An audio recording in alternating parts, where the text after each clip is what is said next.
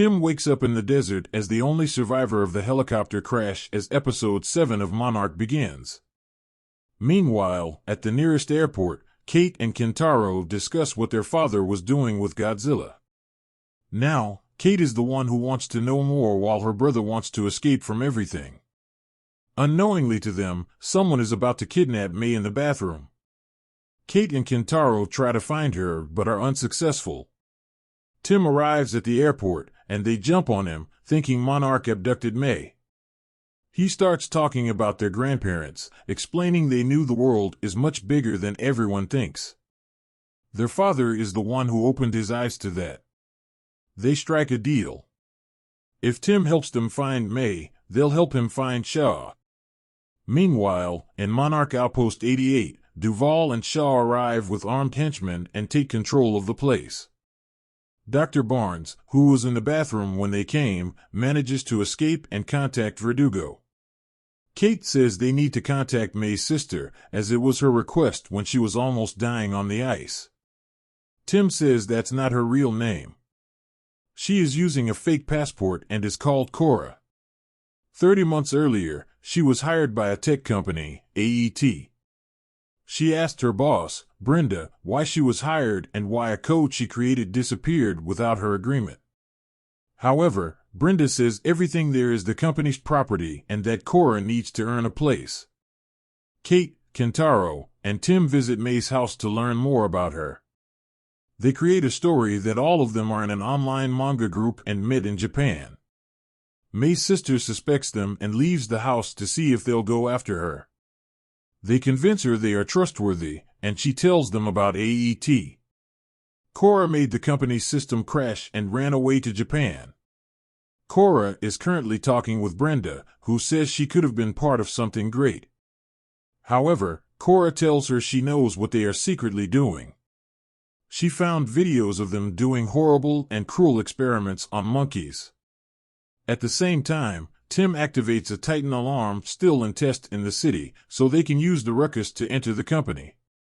Cora is desperate to leave and go to safety, but Brenda knows it's a farce. She has her eyes on Godzilla and Monarch. So she offers Cora an alternative: infiltrate their ranks and act as a spy for AET.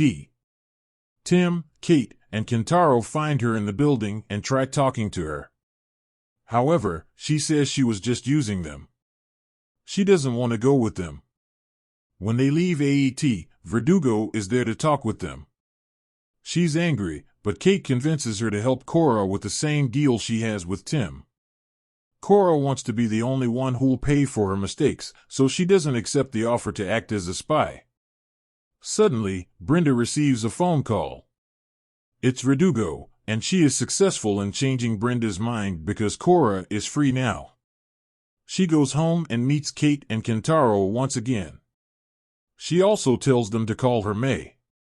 Verdugo listens to Tim and decides to bring Monarch out of the shadows. She announces on TV that they are responsible for the alarm and talks about the work they've been doing. While watching the transmission, Brenda talks to someone and says her agreement with Verdugo can be very fruitful. She says something is a good statement for AET's new corporate mission, and a logo appears on her screen, Apex Cybernetics. While that happens, Shaw and his team go to Alaska once again. They attract the Ice Titan there and throw a type of bomb at him.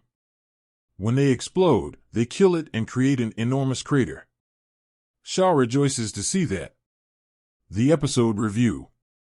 First of all, it's nice to see the effort in explaining what happens between G-Day and Godzilla vs. Kong.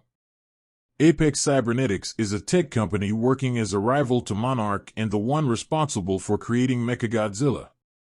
It'll be great if the show explores it even further. Also, Shaw has been really enigmatic. It's been interesting to see what is his real objective. He says he wants to help Godzilla, but at the same time, he's incredibly happy to see a Titan die. The last episode also showed how horrified his younger self was to see that the monsters survived the nuke attack. Also, does Hiroshi want the same thing as him? Let's hope we get a good answer to that. However, all in all, it's a pretty weak episode. May's past isn't interesting, nor do we get a deep dive into her character. The story tries to connect her with AET and to give a sense that she's altruistic and ambitious, but it's all too shallow. The biggest problem is that the solution is incredibly simple. She has been running away from them for a long time, and we've been seeing her desperation, but everything is solved with one call. Overall, it's an okay episode. May's plot is another example that the show doesn't know how to do character work. However, it isn't horrendous, and we get things that have potential. As long as we get some payoff in the end, we'll be able to look past a few of these shallow plot